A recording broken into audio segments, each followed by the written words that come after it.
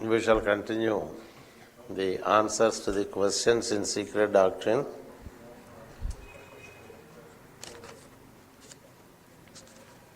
We are at the third race.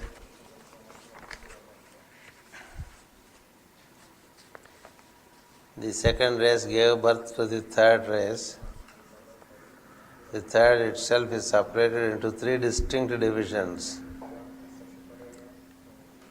consisting of men differently procreated.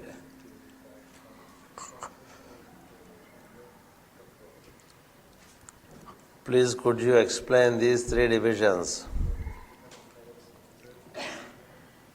How can I understand the deeper meaning of shells? The third root race, the twofold androgynes. The first race hereof are shells, till the last is inhabited by dhyanis. No? Shall I do it? How can I understand the deeper meaning of the shells?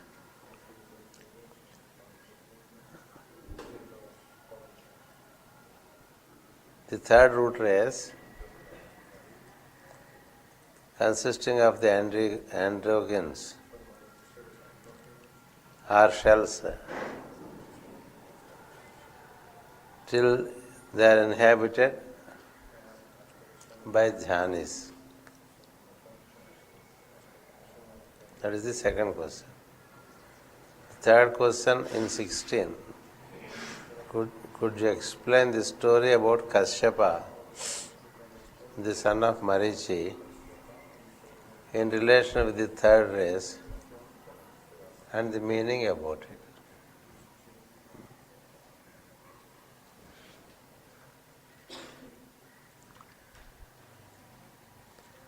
In question number 16, there are three questions. The third question relates to the story of Kashyapa. If we answer this question, the first two questions will be answered.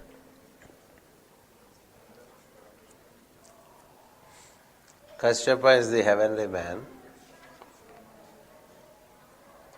Now that Daksha is a cosmic person separated. In third root race, there is the individualization, and the beings are androgynous. Kashyapa means the onlooker, the onlooking universal energy. Yes. Pasyaka means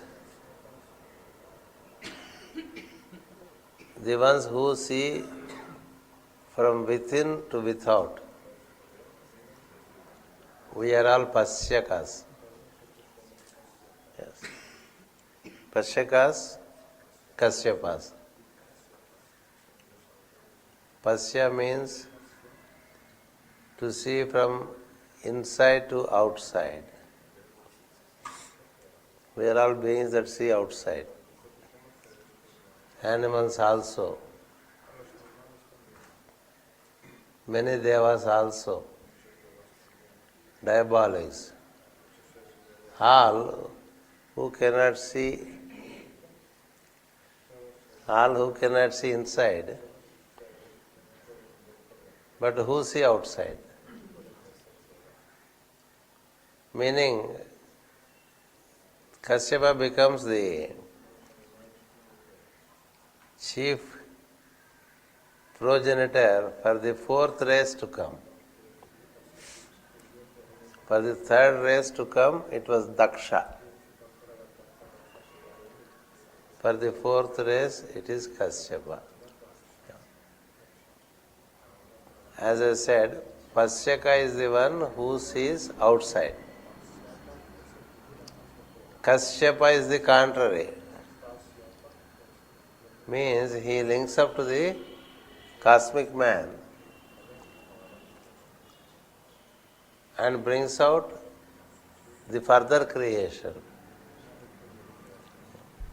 He is the chief, he is the father of the devas, he is the father of the diabolics, he is the father of the skybound beings, he is also the father of the serpents, the father of the nagas.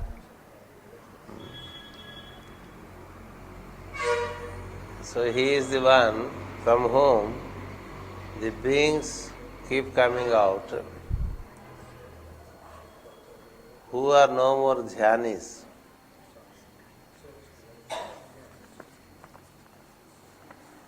Dhyanis are those who see inside. Dhyani Buddha, meaning the meditating Buddha. Yes. There are 3 Dhyani Buddhas around Sarat Kumara who are turned inward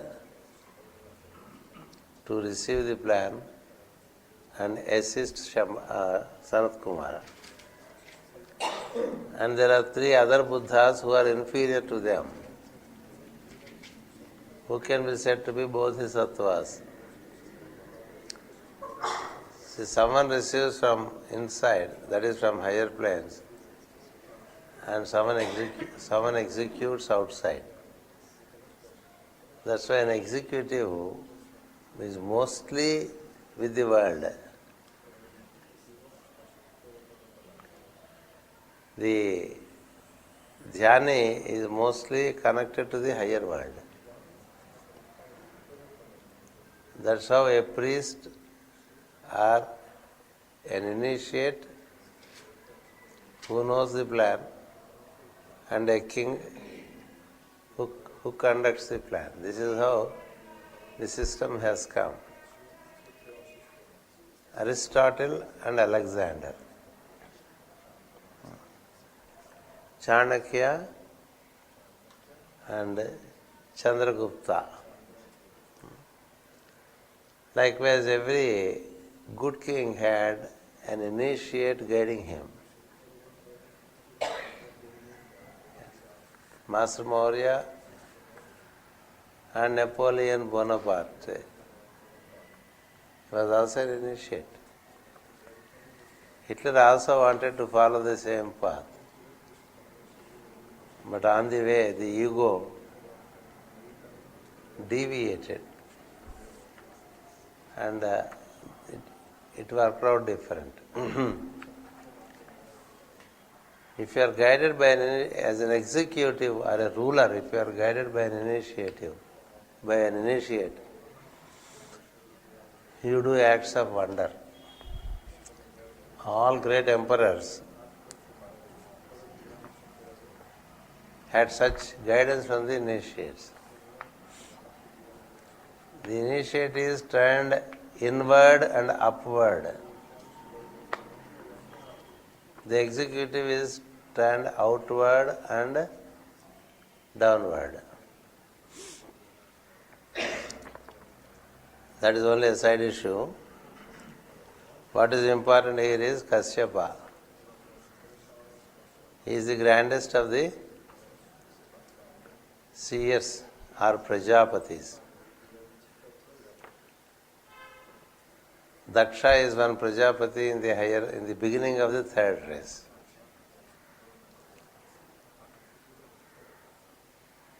This Kashyapa is the Prajapati at 3.5 of the race. 3.5 means it is middle point in 7. The middle point is equidistant to number 1 and number 7. That's how from him there are beings that would be born who are more into objectivity than into subjectivity. They are more conquerors, occupiers. These are the ones who are born with personality. And at 3.5 state of the race, there is procreation. Yes. That's why consisting of men differently procreated.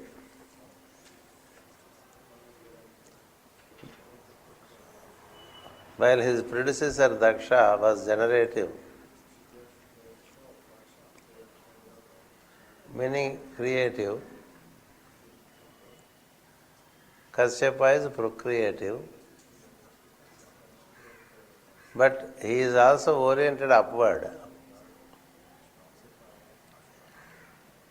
He is considered to be the greatest of the seers and Prajapatis because he is just at the middle. He is proximate to the beings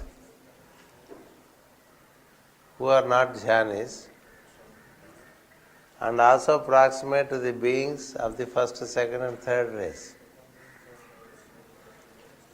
And he is the father of the innumerable species that came out. Yes. The story of Kashyapa is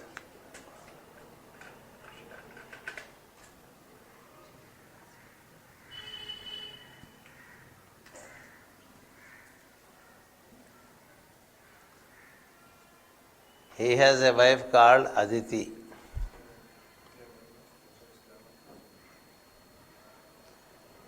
This is another Aditi, not the original dawn. It is the morning light and the daylight. And Diti, the night. So day and night are the two wives. And there is also the dawn and the dusk. These are the two essential wives, meaning principles or characteristics. He is as much with the light as he is with the darkness. He is as much with light as he is with darkness. Meaning, he is as much with knowledge as he comprehends and understands ignorance. Night stands for ignorance. Day stands for knowledge. And then there is the meeting point for the day and the night. That is the dawn and the dusk.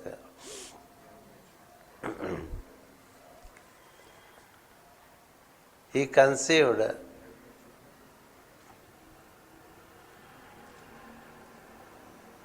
through the day the devas of radiation, called Adityas, the 12 Adityas were conceived by him. Yeah. Those are the 12 sun signs with the related energies. He conceived also innumerable number of children of darkness through Diti. Diti gave birth for the children of darkness or night, and Aditi gave birth children which are children of light. They carry resplendent bodies, the devas, and they are born by the day. And the other lady, Diti, that is one is the queen of the night, another is queen of the day.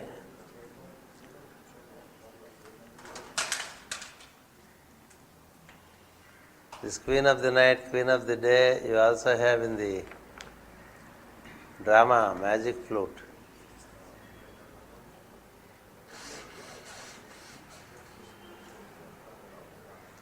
Night means ignorance, day is knowledge. So, with the energies of ignorance, through the energies of knowledge, people came. But here knowledge means not knowledge of the truth. Knowledge of righteous worldly living. Or knowledge related to working for the creation. All those who are working for the creation need not know the truth and the plan. That's how even the Devas, all of them do not know the truth. All of them do not know the Lord. They just do it because others are also doing in that way. Yes. Lord Krishna beautifully speaks in Bhagavad Gita, don't think that all the Devas know me. Many of them do not know me.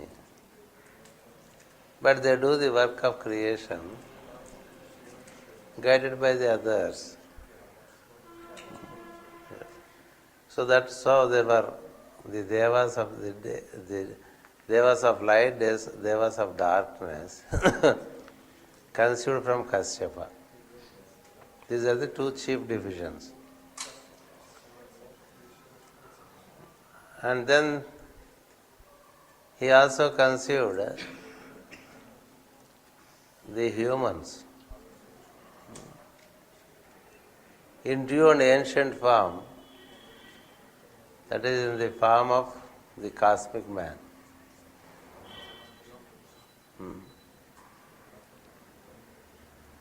The story says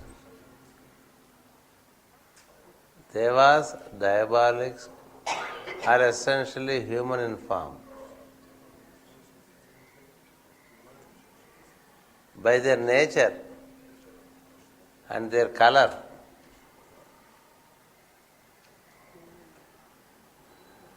they are categorized into Devas and diabolics, divine and diabolic.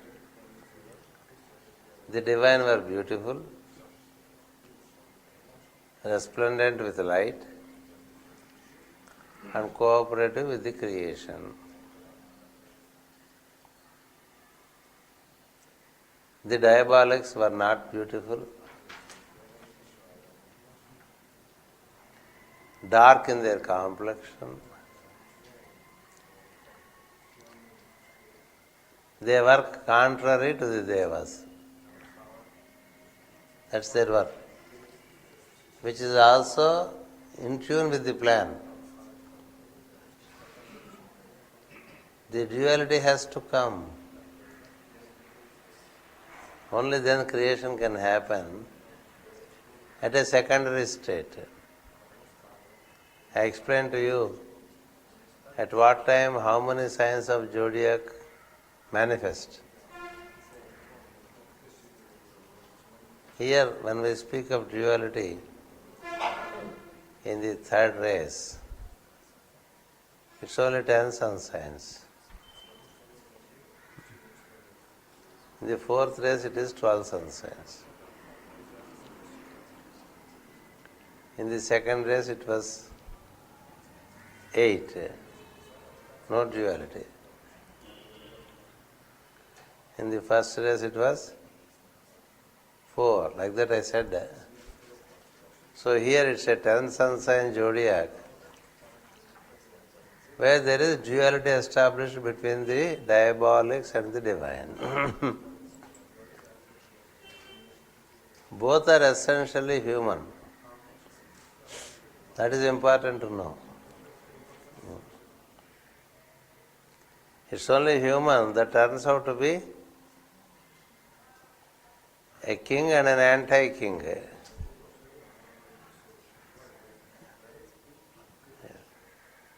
An anti-king keeps the king alert.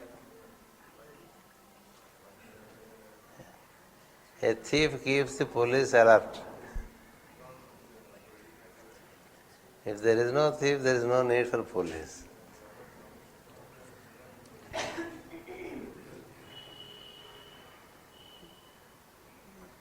The administrator of the rule is kept alert by whom? By those who don't follow the rule.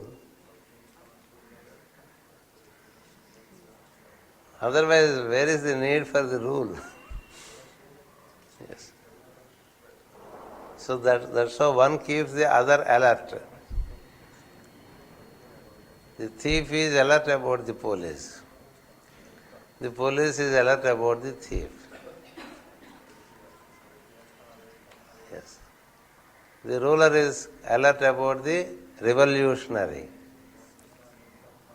The revolutionary is alert about the ruler.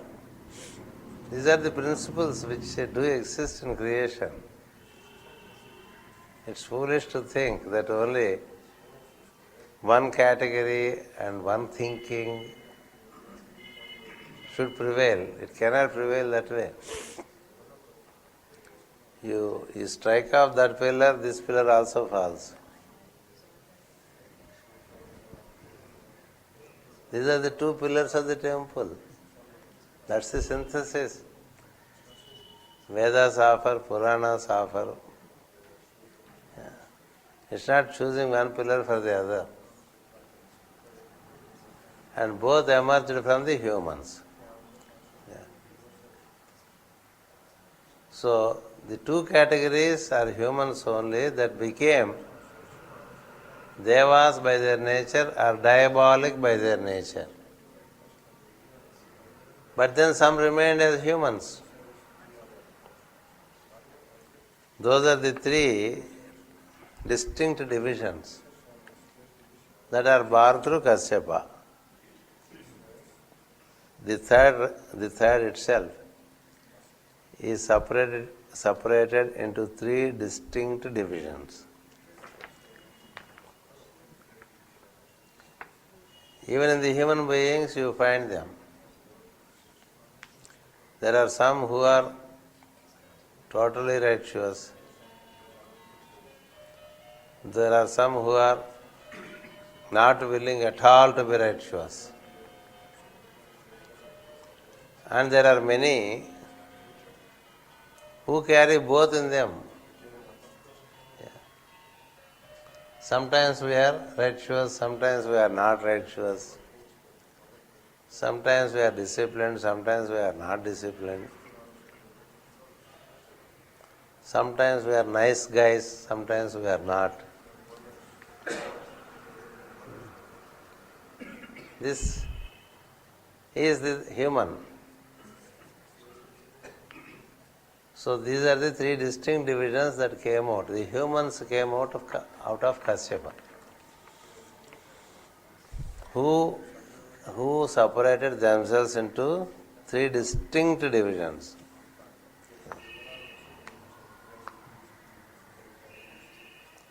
This apart, the ovoparous, vivoparous, vivaparous, viviparous.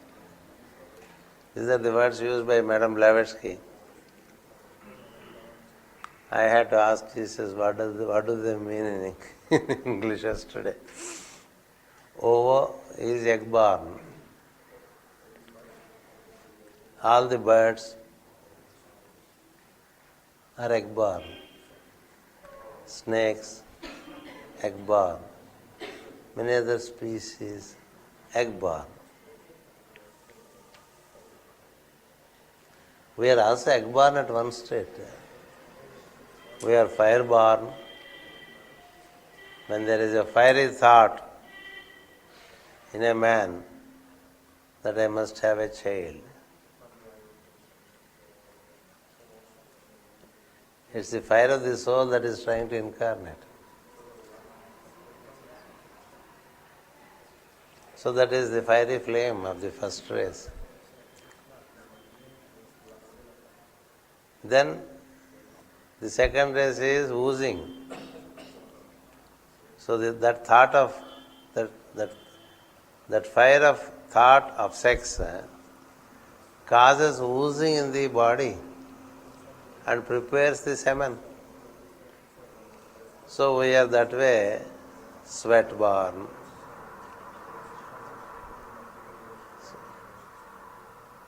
So when we enter into the womb, we become a small ball-like ovum. Yes, first it is an ovum, then it develops the human form, and later we are born. So when we are born, we are already living. Suppose that ovum itself is delivered, it is allowed to take its own time to break the shell and come out. So there is a state where we are just ovum and a pulsating ovum. Up to that state, it is common between us and the birds. At that state, you have the ability to fly because it brings wings. The further involution makes us VV, meaning as born we are living. When it is in the egg is allowed to take its own time to break the shell.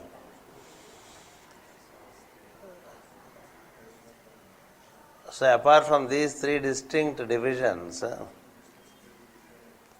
there were oviparous beings that have come out.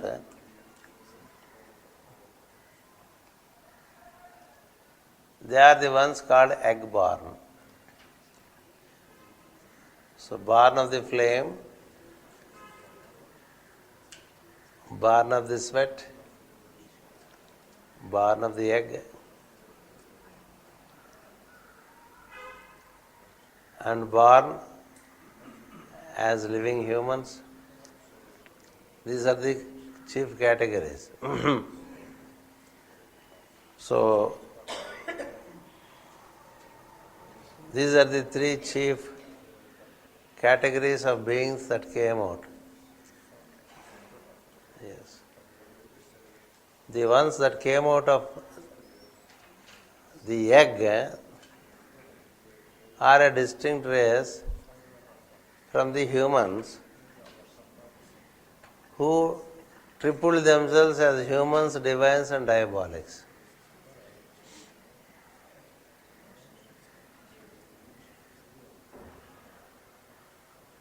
That's how there was a third wife, it is said, who gave birth to oviparous. Oviparous. Oviparous. That's how it is written. Garuda, the great bird, is one such born out of the egg.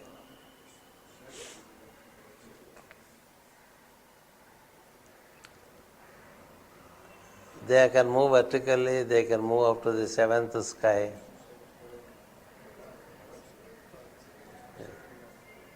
So all these egg-born people are born to a third wife called Vinata.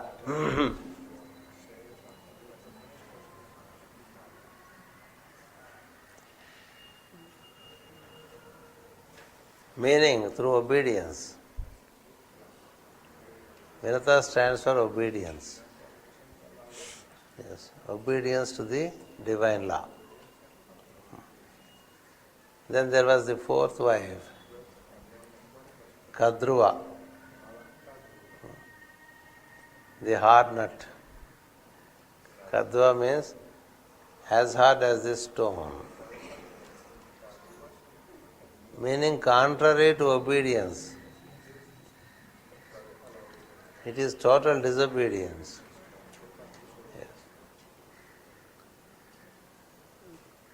Through her are born also the egg-born ones, who are the serpents. So there are serpents and eagles.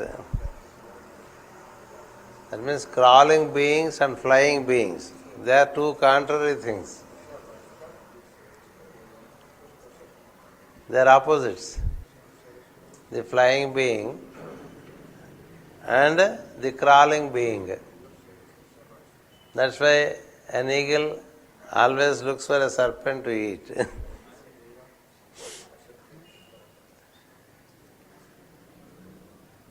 And a divine and a diabolic, when they face each other, they have to fight. These are the opposites. These are the four varieties we can say. Yes. The ones that are born during the dawn hours carried the divine qualities and hence are called devas. Because from dawn the light is bound to be more and more and more. That is why gods are said to be born in Capricorn.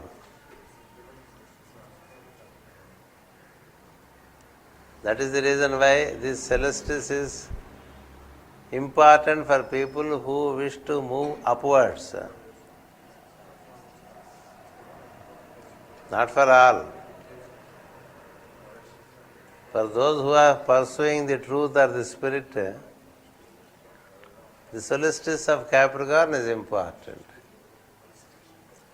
To the people who are contrary, the solstice of Cancer is important.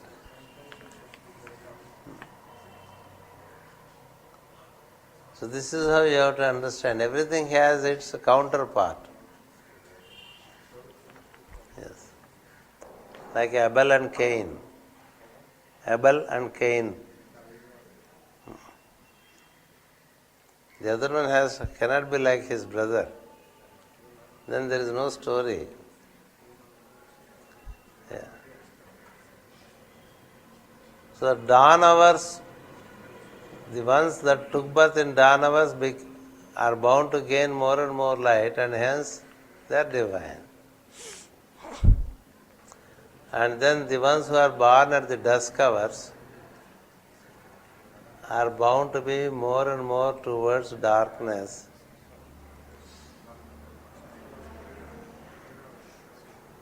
And hence it is the birth of diabolics. So dusk hour is for diabolics, dawn hour is for divine. Mid-noon hour is for the sky-bound beings. Midnight hours, it is for the serpent-like crawling animals. That's how you can take the four qualities, the four categories. So this is the beginning of the diversity of the beings through the four qualities coming from the interplay of the light and darkness. In pitch darkness of the midnight,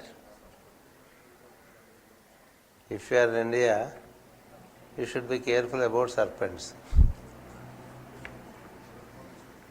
In the mid-noon, you can look for eagles. They like the time.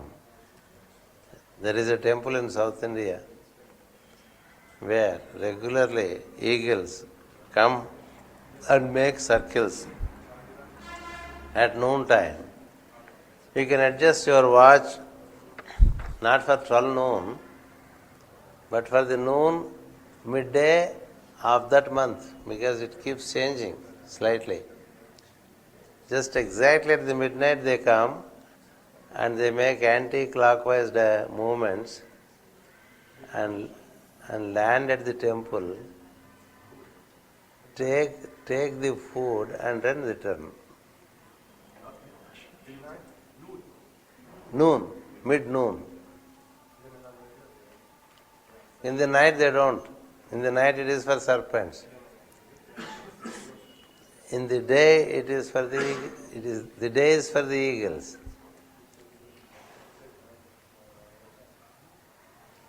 Did I say midnight? Maybe I can be saying it. So that's how the four species are seen.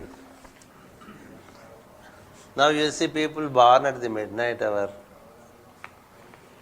It throws clues to astrology also. Jesus was born in the midnight hour. So he belongs to the higher awareness, higher states of awareness. Krishna was born in the midnight hour.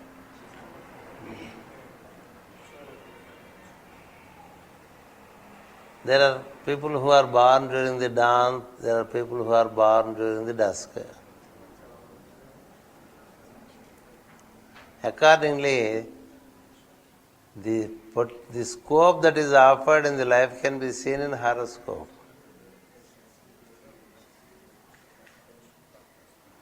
That's how it is. So, that's a different thing. So, coming back to the question, these are the divisions that came through Kashyapa, and his ladies represent the four dimensions of day and night.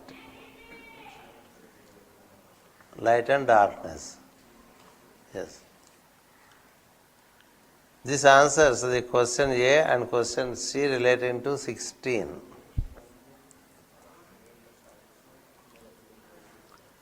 How can I understand the deeper meaning of the shell?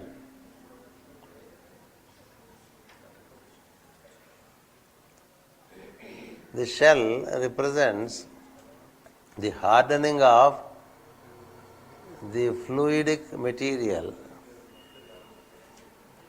which can be seen as your etheric body, which gives rise to the body of flesh and blood slowly.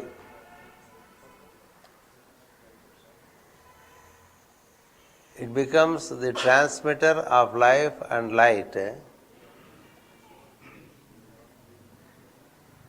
the body of flesh and blood. That is the deeper meaning of the shells. The initial races remained only in those shells, because that's enough to be in the etheric body. The masters of wisdom are in the etheric body. If they wish, they can develop the body of flesh and blood. Yes. But then the later generations, yes, they developed the bodies of flesh and blood gradually.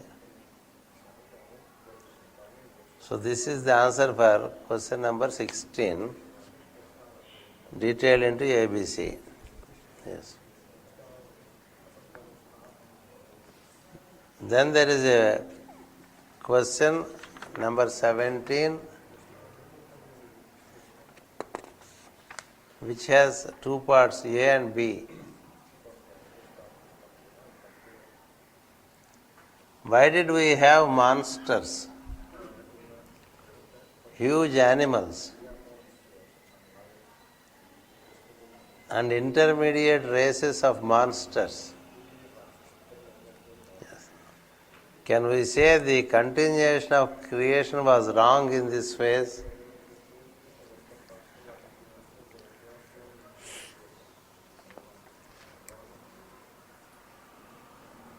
It's not really wrong, but this is the aspect of the 10 sun sign zodiac becoming 12 sun sign zodiac in the fourth evolution.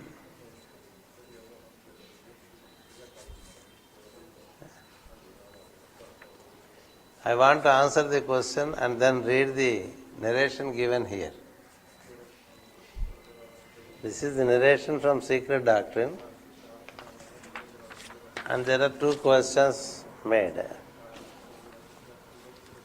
Why did we have monsters? When we have monstrous ideas as humans, they find expression through us as our being, as our children.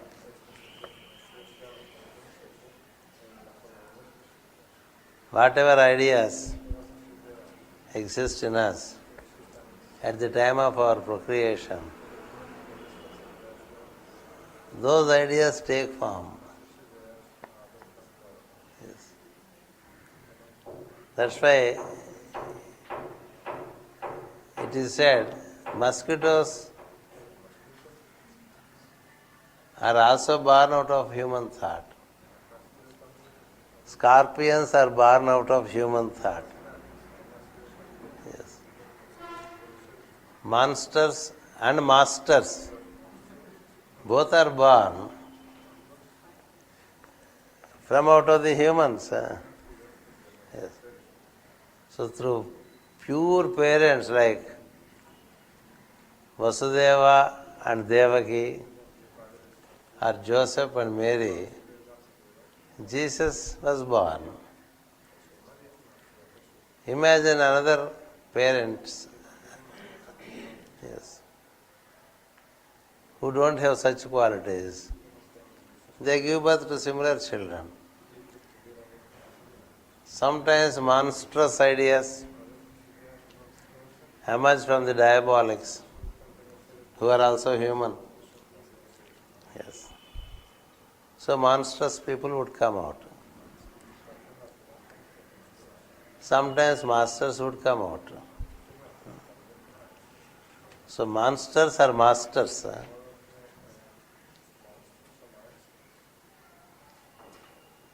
When there is a master, there has to be a monster also.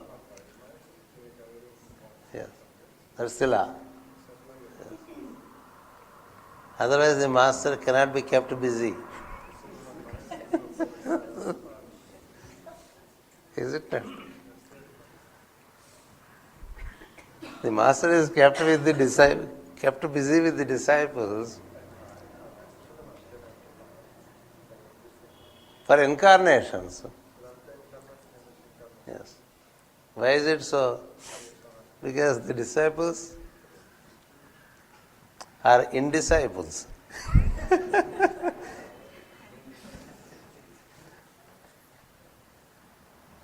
So he has to keep himself engaged with them.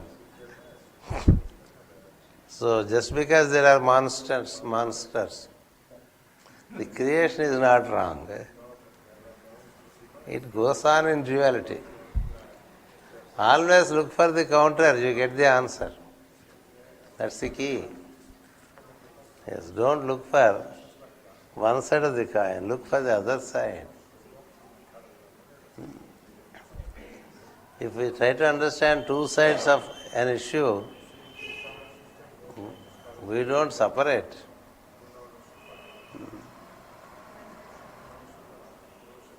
The other side is your counterpart. Yes, that's why to your wife, the husband, to the husband, the wife, they are the other parts. Yes. They show you the other image of you. Yes, the mirror image we say. They are seeming opposites. So the thoughts that the humans produced took two forms. Monstrous thoughts took two monstrous forms. Divine thoughts gave birth to masters. Cruel thoughts gave birth to ferocious animals. There is a huge portion in Secret Doctrine which is dedicated by Madam to explain how man is the basis for all these species. That's why she was very vehement and excessively strong to destroy the theory that man is born out of the ape. It's not that man is born out of the ape. Ape is born out of man. That is the truth. Unfortunately, in the West, people believe the contrary and indoctrinize the East also with it. Today, a major part of humanity believe man is an evolution of ape.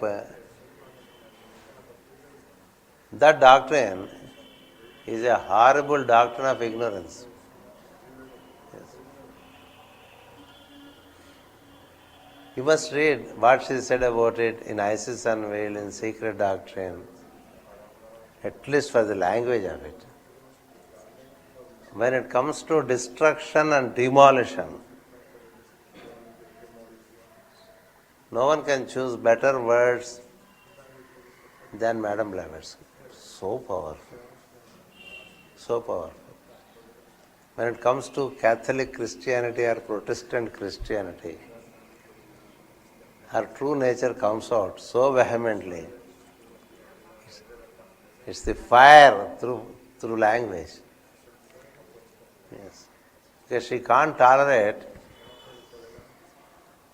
sheer ignorance, taking to the pride of knowledge.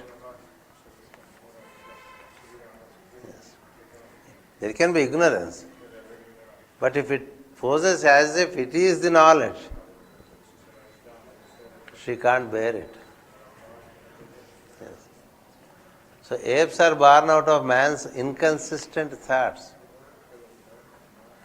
It's not that man is born out of ape. She goes to the extent of proving it, that the evolution of a being can be measured by the size of the brain. The evolution of a being can be measured by the size of the brain. Yes. And the biggest ape brain, when compared with the most primitive human, the two sizes are almost incomparable. So she challenges the scientists, prove this gap. Prove this gap to sustain your foolish theory.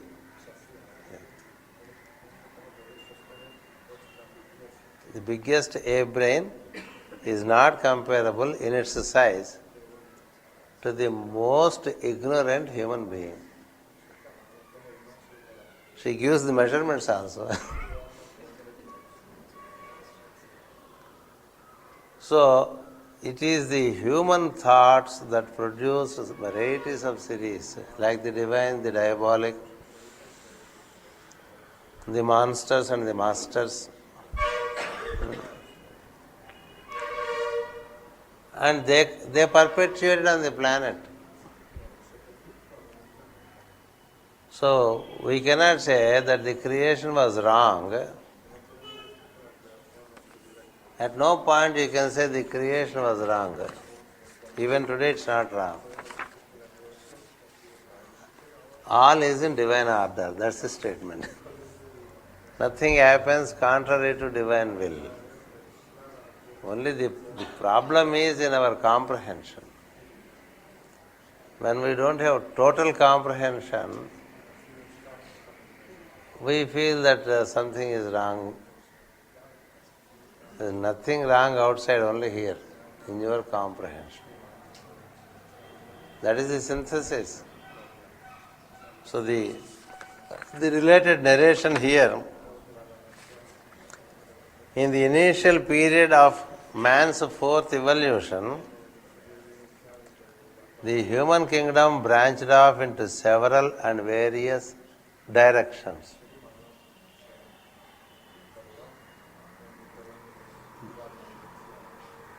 the outward shape of its first specimens was not uniform.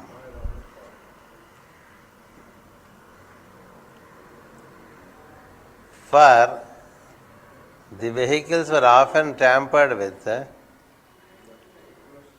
before they hardened by huge animals or species now unknown, which belonged to the tentative efforts of nature. The result was that intermediate races of monsters, half animals, half men, were produced. Today also, in form we are not half animal and half human,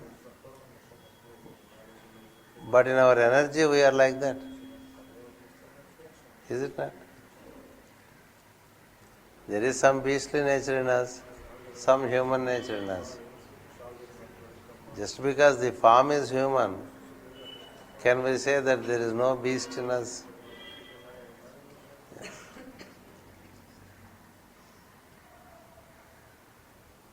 It continues because these, as we enter more and more into matter, the imperfections keep coming.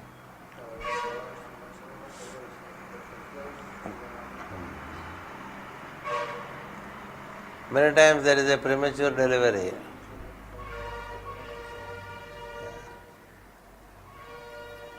If there is a sudden fear, there can be a delivery. Yes. And then the baby is hovered by fear.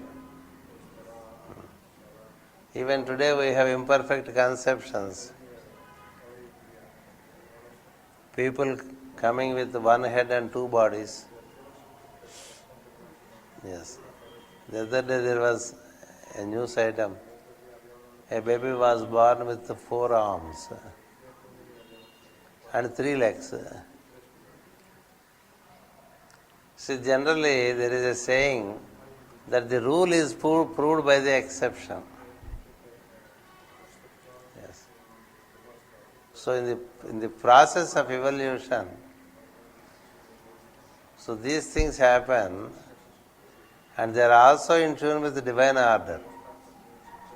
In the sense, that being who is in that form needed to suffer with that kind of form. Don't we have people with lame legs,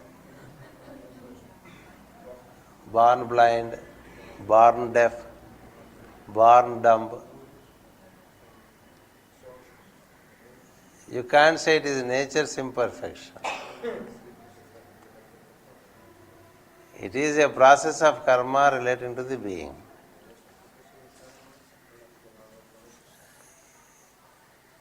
He would overcome this through repentance and through penitence. Yes. You can't ask why it is born blind, why it is born dumb, or born dumb, sometimes born dead also. Yes.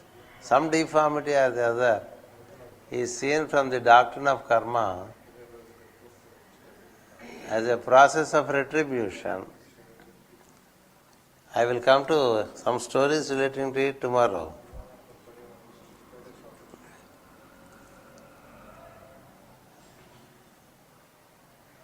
Much of these species were not allowed to breathe and live long. Yes. Through intrinsically paramount power of psychic power over physical nature,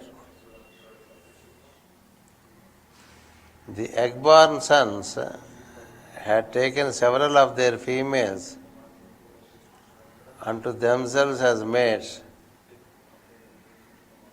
and bred other human monsters.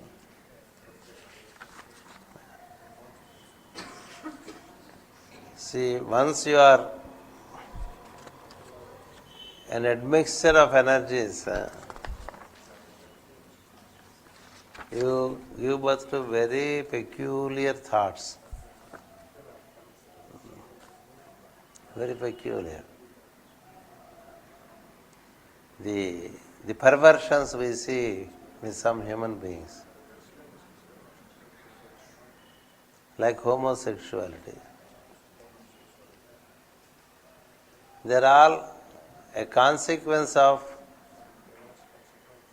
different kinds of energies mixing up. It is sometimes like our cooking. It cannot be any more palatable. So that is what she says. This can also be seen as the nature's experiments. But if it is nature's experiments, why should the soul suffer? Why should only that soul get into that kind of a thing? That's where the Eastern doctrine comes up with the answer that there is a process of retribution meant for that being.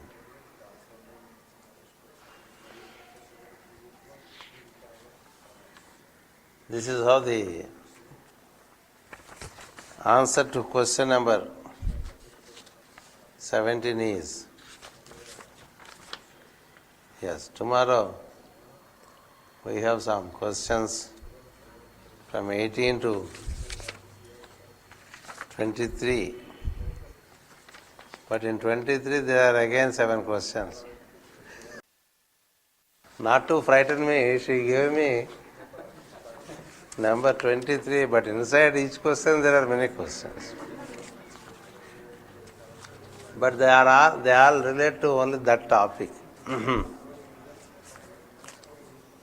So we have somehow landed up to the 4th race. Yes. Where we have the zodiac of 12 sun signs and the human race as we know. With the human form as we know, and with variety of admixture of behaviors as we know. Tomorrow I will continue a little more with this 17. Thank you.